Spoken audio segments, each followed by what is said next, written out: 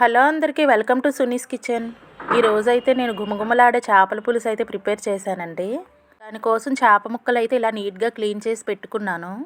ప్యాన్లో తగినంత ఆయిల్ వేసుకొని ఉల్లిపాయలు, పచ్చిమిరపకాయలు, కరివేపాకు వేసుకొని బాగా ఫ్రై చేసుకోవాలి. నెక్స్ట్ అయితే 4-5 టమాటాలు ప్యూరీలా చేసుకొని ఇలా వేసుకొని ఉప్పు వేసి మూత పెట్టుకుంటే బాగా మగ్గుతుందండి.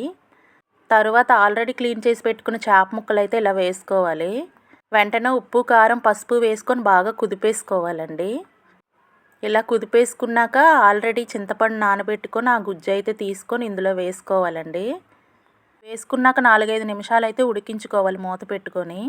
అంతేనండి, మూత ఓపెన్ చేసుకొని ఇంకా కొంచెం కరివేపాకు, కొత్తిమీర వేసుకొని ఇలా ఒక 2 నిమిషాలు ఉంచుకొని దించేసుకుంటే చేపల పులుసు అయితే రెడీ అయిపోయినట్టే. చూడండి ఎంత బాగా వచ్చిందో.